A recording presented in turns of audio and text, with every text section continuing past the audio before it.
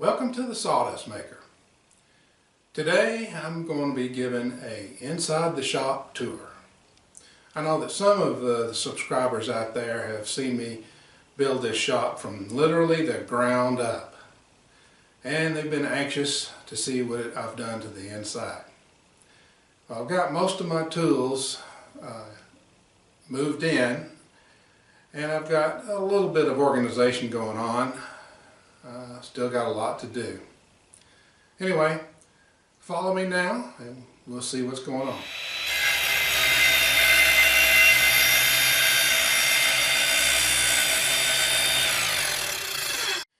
This is my drill press, which I've had for a couple of years, and I've got it mounted onto a metal cabinet which used to be a computer cabinet from back in the 70s. Shows you how much progress we've made since then. I've also painted it this green color, and I'm hoping to paint the rest of the metal cabinets that I have in here in this same green color, hopefully in the near future. Also put up a paper towel rack that you see right here, which comes in handy for glue squeeze outs and some other things as well. This is my 1-inch belt sander, which I've had for at least 25 years. Believe it or not, it was a wedding gift from my wife's boss. It was nice of him. It's really been nice to us, although it's got a few broken wheels on it, but it's still working and doing us a good job.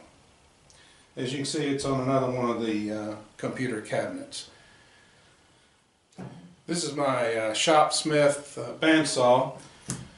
I've collected it back when I had the combination Shopsmith saw and drill press, lathe.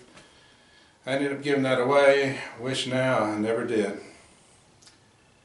I've got it mounted on what they call their power stand, which comes with a motor, the stand for the actual saw, and the pulleys and belts, and also this cutoff switch. This is my router table, which I rebuilt from an old Harbor Freight router table. I didn't quite like the way the Harbor Freight router table worked. So I just made my own and used basically the base or the stand for it. I'll have a link to it right up here in the corner to where I show the process of rebuilding it. This is a work table which I'll probably use to assemble a lot of the projects that I make. It used to be a table for mat cutting, and I had this flip up piece of wood here for the mat cutter so that it would be flat with the rest of the table. Also on the back, which I'll show you a close-up of, I have a roll of craft paper that I put on top of some shelf brackets for a clothes rack, and it works out pretty well. I'll be using it to put on top of this table here, so when I'm gluing up or painting, I think it'll come in handy.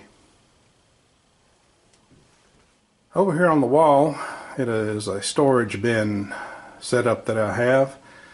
I got this from one of the Woodworking magazines. I don't remember which one.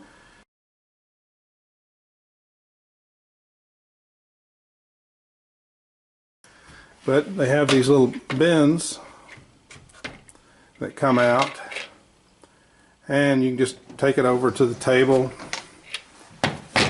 and get what you need, and you can put it back.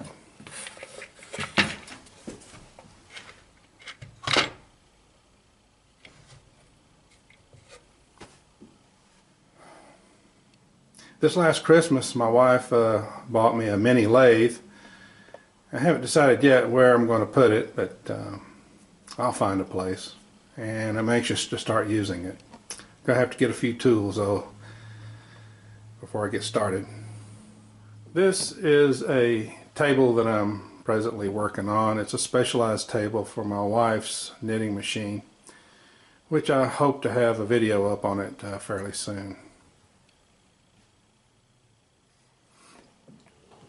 This workbench here is on top of some metal cabinets I got from an antique store. There's one here and one here that's probably out of the camera view.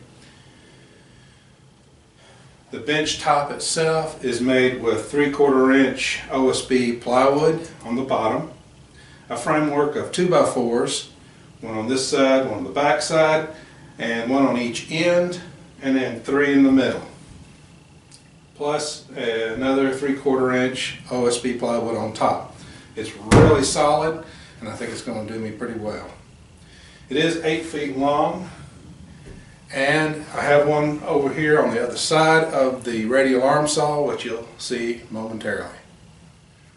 I've had the radial arm saw for quite a long time. I bought it back when I was doing a lot of craft shows and making little wooden objects for the craft shows. This workbench top matches perfectly to the top of the radial arm saw, and it really is a pleasure to use now. I don't have to worry about propping something up over here on the other end if I have some long wood. And of course I've extended the workbench to the other side of the radial arm saw, and it perfectly matches the top as well. You can also see that I've mounted some tools on these boards here. These are actually doors that I can open up,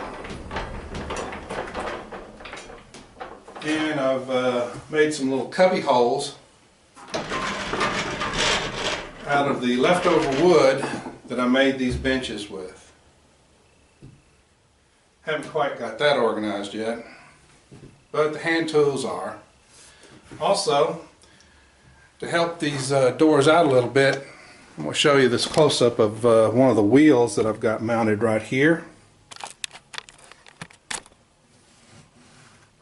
I embedded it into the bottom 2x4 frame, so it just sticks up just about a little more than 1/8 of an inch. I did that thinking that this door would be kind of heavy and I didn't want it to be sagging. And there, I hope it will.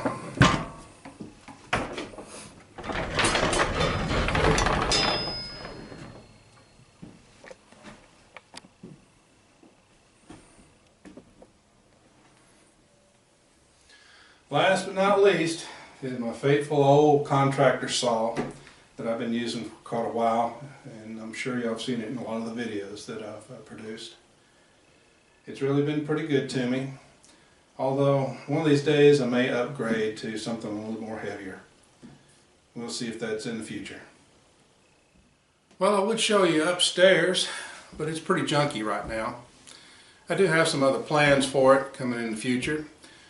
A lumber rack, and I have a special project which I hope to videotape here, I hope within the next 1 or 2 months. For now, that'll be the end of this shop tour. I hope you enjoyed it, and if you would continue to follow me on, I'd appreciate it. So possibly give me a thumbs up. If you haven't subscribed already, please subscribe. Give me a comment below on what you think of my shop, and or if you have any suggestions, I'd appreciate it. So until the next time, get out to your shop and make some sawdust.